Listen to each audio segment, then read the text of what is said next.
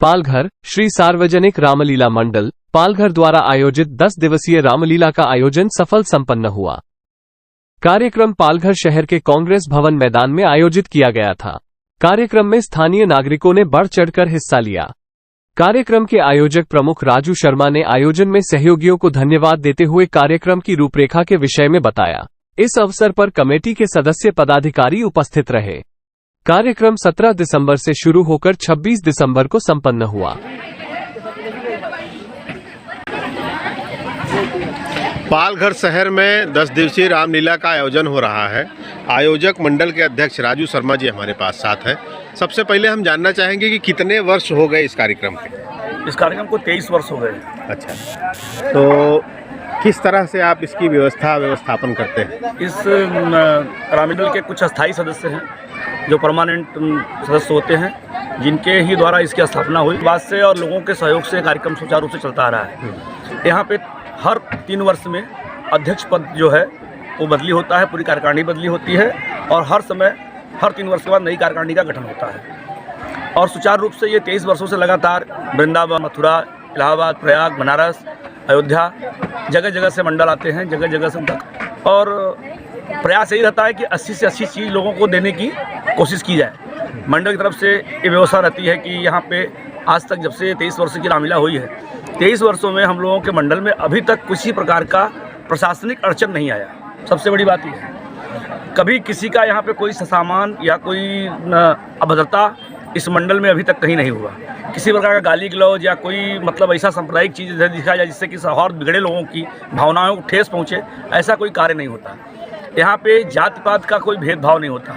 हम राम राज्य के संकल्पना रखते हैं और राम की लीला करते हैं, तो यहाँ पे हर व्यक्ति का उतना ही सम्मान है। जो व्यक्ति नीचे बैठता है या ऊपर बैठता है या कोई भी कहीं से भी आता है, किसी भी जाति पंथ का हो, हम लोग उसको सब सम्मान से बिठाते हैं। हर साल आपका कुछ एक विशेष प्रयत्न रहता है। इस साल का विशेष प्रयास हमारा इस साल का सबसे अच्छा प्रयास है कि श्री कलापुरम जीव दया धाम जो है, जीवों पे दया करो, गौशाले का हमने एक अच्छा स्टेचू यहाँ पे लगाया है कि जो आदमी बोलता है उसको तो सब कुछ मिलता है, जो नहीं बोलता है उसे कैसा मिलना चाहिए। तो ये हमने देने की कोशिश किया है कि लोग जीव दया के नाम पे गौशाला में जावे। कई लोग गाय के पीछे भाग रहे हैं कि गाय बचनी चाहिए, गाय, लेकिन गाय क्यों बचनी चाहिए? गाय को आखिर रखने का हमारा प्रयास क्या है? गाय कैसे बचेगी?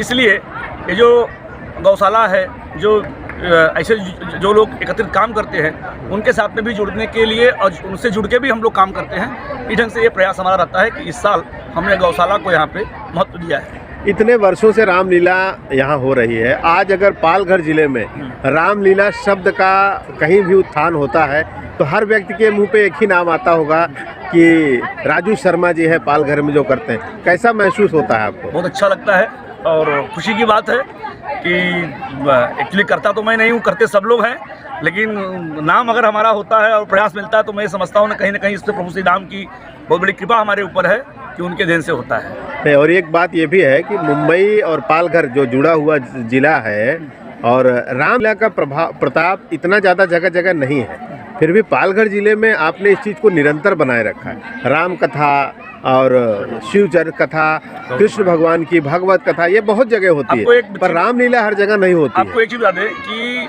हम लोग रामायण करते थे, आज भी रामायण हम सुंदरकांड की निःशुल्क कथा करते हैं और उस राम कथा के वजह, रामचरितमानस के पाठ की वजह से ही रामलीला समिति का गठन हुआ। रामलीला को हम लोग लाए। रामलीला लाने के बाद हमारा उद्देश्य यही बना, एक कॉन्सेप्ट बनाया गया कि पालघर में एक नई चीज़ है, लोगों को समझ में आएगी और लोगों ने उसको बहुत अच्छा पसंद किया। इसके लिए कंटिन्यू ऑनर चलते आ रहा 13 वर्षों से, 23 वर्षों से। 23 वर्षों में बड़े उतार चढ़ाव आए। हमारे कई मेंबर्स जो है स्वर्ग के सुधार गए। कोरोना काल में हमें काफ़ी क्षति हुई, लेकिन ईश्वर की कृपा से यह कार्य हमारा चलता रहा और ऐसा ही चलता रहेगा, इसी हम कामना करते हैं, क्योंकि लोगों का प्रतिसाद बहुत अच्छा मिल रहा है। इतना बड़ा आयोजन है, बहुत बड़ा खर्चा होता है।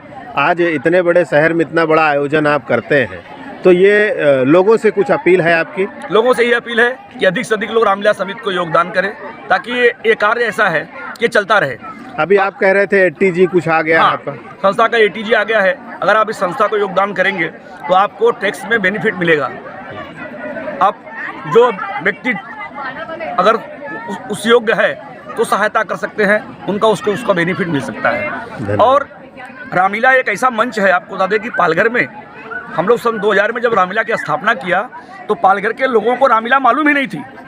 यहाँ पे सबसे पहले रामलीला हुआ और उसके बाद श्रीमद् भागवत कथा हुई। दिन में भागवत कथा होती थी, रात को रामलीला होती थी। उसका ही आज उसका इतना बड़ा मंचन हो गया कि पालघर में एक नहीं, दो नहीं, तीन भागवत हो रहे हैं साथ में। अभी एक भागवत कल खत्म हुई है और एक भागवत अभी 23 तारीख को शुरू होने वाली है। और सबसे बड़ी बात यह है कि रामलीला 23 वर्षों से अपना ये दिसंबर का महीना ही फिक्स है। एक दो दिन आगे पीछे तारीख होती है, लेकिन दिसंबर का फिक्स है और ये चीज़ चलते रहता है। तो एक दृढ़ प्रयास के साथ, आप अटल विश्वास के साथ हैं कि यह कार्यक्रम हम चला रहे हैं और प्रयास और हम यही तो रामलीला ही रहेगा। नहीं करते सर, हम लोग इस रामलीला के माध्यम से हमारी एक भूख बैंक भी चलती है। भूख बैंक ऐसे हमारे लोग हम लोगों से जुड़े हैं जिनके 20-22 ऐसे परिवार हैं जिनको हर महीना हम राशन उनके घर तक पहुंचाते हैं और उनका फ़ोटो हम फेसबुक पे, व्हाट्सएप पे वायरल नहीं करते हैं। और इसके बहुत बड़े संयोजक हैं पंकज शाह जी, जो इनकी शाहपुर में फैक्ट्री है।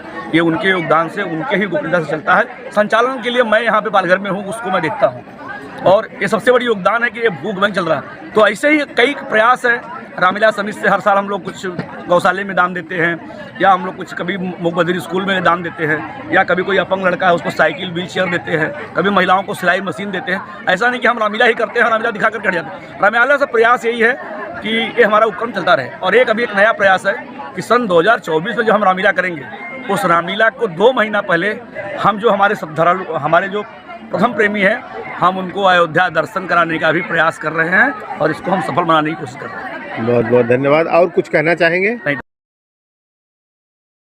क्या है कि अधिकतर गायों को छुपे तौर पर चोरी करते हैं और जंगल में जाकर के पेड़ों के बीच में गायों को काटते हैं ताकि उनको बांधने के लिए उनको ये करके मतलब ऐसा रखा है। तो ये झांकी जो है आपकी पूरे जंगल की स्थिति को दर्शाया गया है। हाँ, हाँ, ये कसाई जो है गाय को जंगल में कैसे काटते हैं। ठीक, इसके पीछे आपका लक्ष्य ये है कि ये जो आज की स्थिति में जो कष्ट है गायों का, ये बंद होना चाहिए। ये बंद होना चाहिए। तो इसमें सरकार से भी कुछ मांग करते हैं? सरकार से बहुत ज़्यादा मांग है। जब हमारे प्रयासों को सुने तब सरकार गाय के लिए तो हम ये चाहते हैं कि गाय को राष्ट्रीय पशु घोषित किया जाए। ये बहुत बड़ी मांग है हिंदुस्तान के अंदर कि गाय को राष्ट्रीय पशु घोषित किया जाए। गाय पशु नहीं है, गाय प्राण है। लेकिन अब नहीं तो कब? अब नहीं तो कब, क्योंकि अब नहीं है, विचार हो रहा है।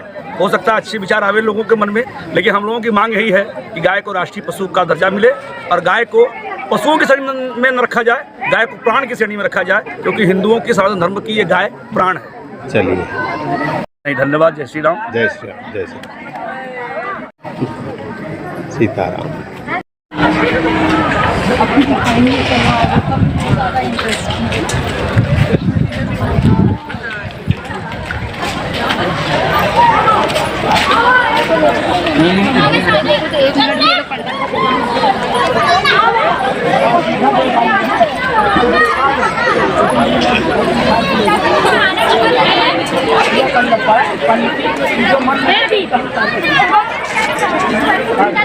जिनकी नारी को हर लाए हो।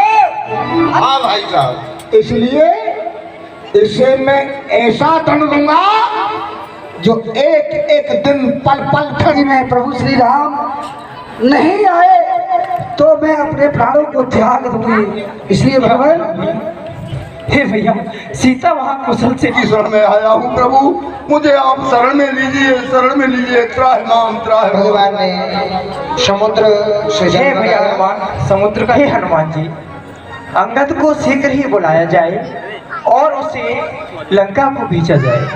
हाँ प्रभु, यदि हनुमान जी को भेजेंगे तो लंका निवासी समझेंगे कि रामा दल में केवल एक ही अभी बानर है, इसलिए दूसरा कोई भेजा जाए। एक मंत्र सबके मन भावा अंगद सन कह कृपान। मन में विचारा है, बहुत सुंदर विचारा है।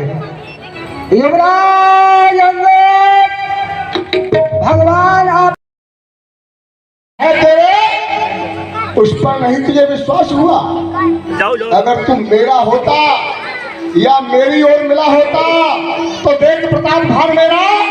This program is co-sponsored by Viraj Profiles Limited, Value Solutions in Stainless Steel, MIDC Tarapur, Maharashtra for 01506. नमस्कार दोस्तों, एशियन एयरलाइंस सच का आईना में देखिए राजनीति, मनोरंजन, बिजनेस, खेलकूद, धर्म और देश दुनिया की प्रमुख खबरें। एशियन एयरलाइंस पर हमारे चैनल को लगातार देखने के लिए सब्सक्राइब करें, बेल आइकन दबाकर अप्रूव करें।